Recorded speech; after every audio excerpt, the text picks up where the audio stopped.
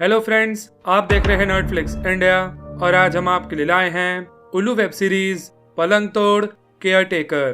पलंग तोड़ सीरीज में इससे पहले हम पार्ट 1 मॉम एंड डॉटर और पार्ट 2 डबल धमाका ऑलरेडी एक्सप्लेन कर चुके हैं। हालांकि ये पार्ट्स आपस में कनेक्टेड नहीं हैं, लेकिन अगर आपने उसे अब तक नहीं देखा है तो आप उन्हें भी जरूर देखिएगा। लिंक आपको इस वीडियो के अंत में मिल जाएगा या फिर आप हमारी प्लेलिस्ट भी चेक कर सकते हैं। तो चलिए शुरू करते हैं उल्लू वेब सीरीज पलंग तोड़ केयरटेकर। कहानी की शुरुआत कुछ यूं होती है। बाबूजी की टांगों में तकलीफ है। डॉक्टर उनके लिए एक रेगुलर फिजियोथेरेपिस्ट रखने की सलाह देते हैं। सोनिया डॉक्टर से ही अरेंज करने को कहती है, पर जीतू बताता है कि वो एक बहुत ही अच्छी फिजियोथेरेपिस्ट को जानता है।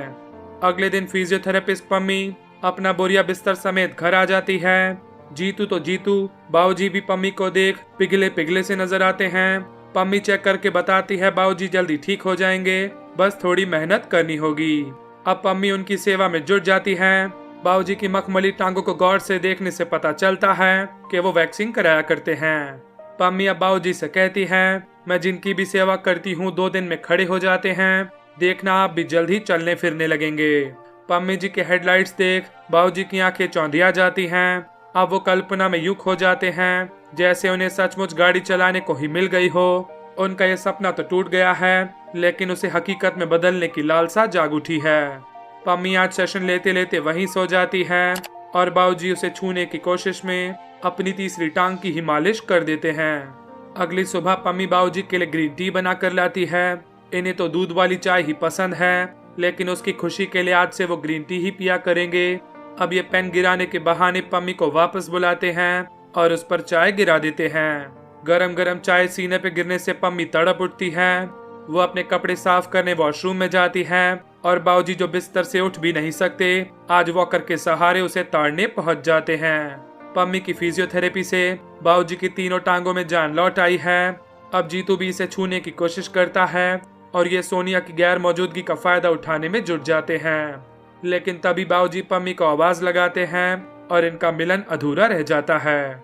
आज सोनिया न्यू नाइटी पहनकर जीतू को रिझाने की कोशिश करती है, लेकिन वो इस पर ध्यान ही नहीं देता। इसे अब सोनिया का करीब आना अच्छा नहीं लगता। सोनिया रोने लगती है। जीतू सोनिया को डांटता है, खुद पर कंट्रोल रखना सीखो। इन दोनों को ये नहीं पता कि बाबूजी छिपकर इन दोनों को खिड़की से देख रहे हैं। सोनिया के सोते ही जीतू पम्मी के पास चला आता है। वो बाबूजी के कमरे में ही सोती है। बाबूजी की फिजियोथेरेपी तो बस बहाना है, इन दोनों का तो पहले से ही चक्कर चल रहा है। अब ये दोनों पलंग तोड़ अरमानों के साथ फर्श पे ही उछल कूद मचाना शुरू कर देते हैं। इनकी आवाजों से बाबूजी भी नींद से जाग जाते हैं और इन्हें इस तरह देख एक बार फिर अपनी तीसरी टांग की फिजियोथेरेपी में जुट जाते हैं। अगली सुबह पम्मी बाबूजी को खाना देने आती है। वो अपने हाथों से खिलाने को आग्रह करते हैं। उसे भी अपने हाथों से खाना खिलाने की जिद करते हैं और मौका देख के पम्मी की चुम्मी ले लेते हैं। पम्मी नाराज होकर जाने लगती है। बाबूजी इसे रोककर कहते हैं, मैं तुम्हारा और जीतू का राज जान गया हूँ। अगर चाहती हो कि मैं अपना मुंह बंद रखूं, तो जैसा मैं कहता हूँ वैसा वैसा करती जाओ। पम्मी मजबूर हो जाती है। बाबूजी मेहनत कश मजदूर हो जाते हैं। बाबूजी की गोद में बैठते ही पम्मी को एहसास हो जाता है कि उनकी टांगों में अब भी बहुत जान बाकी है।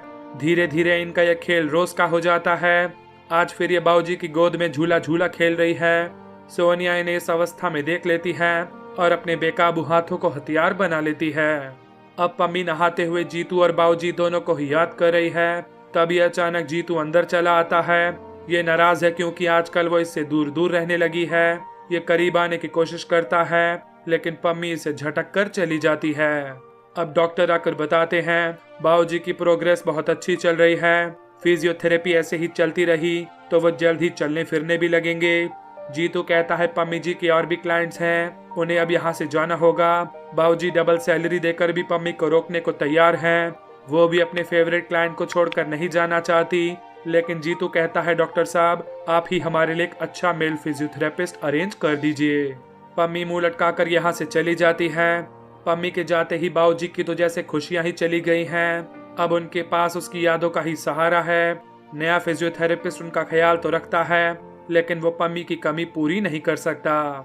आज बाबूजी को उदास देख सोनिया कहती है, मैं जानती हूँ आप अकेले पड़ गए हैं। मैंने उस दिन आप दोनों को एक साथ देख लिया था। जीतू जी भी आजकल मेरा ख्याल नहीं रखते। सच कहूँ तो जो आपकी जरूरत है वही मेरी भी जरूरत है। बाबूजी इसका इशारा समझ जाते हैं। अब इन दोनों के बीच जरूरतों का आदान प्रदान हो जाता है और आज से सोनिया बाबूजी की गोद में खेलने लगती है। दी एंड। आपको यह कहानी कैसी लगी हमें कमेंट करके जरूर बताइएगा। वीडियो अच्छी लगी हो तो इसे लाइक कीजिएगा। इसका लिंक अपने दोस्तों के साथ शेयर कीजिएगा। अगर आपने पलंग तोड़ का पार्ट 1 और पार्ट 2 अब तक नहीं देखा है तो लिंक आपको पिंड कमेंट और इस वीडियो के अंत में मिल जाएगा। हम आगे भी आपके लिए ऐसी ही वेब सीरीज लाते रहेंगे। तो अगर आपने हमारे चैनल को सब्सक्राइब नहीं किया है तो प्लीज कर दीजिए। मिलेंगे अगली वीडियो में एक नई वेब स्टोरी के साथ। तब तक के लिए गुड बाय।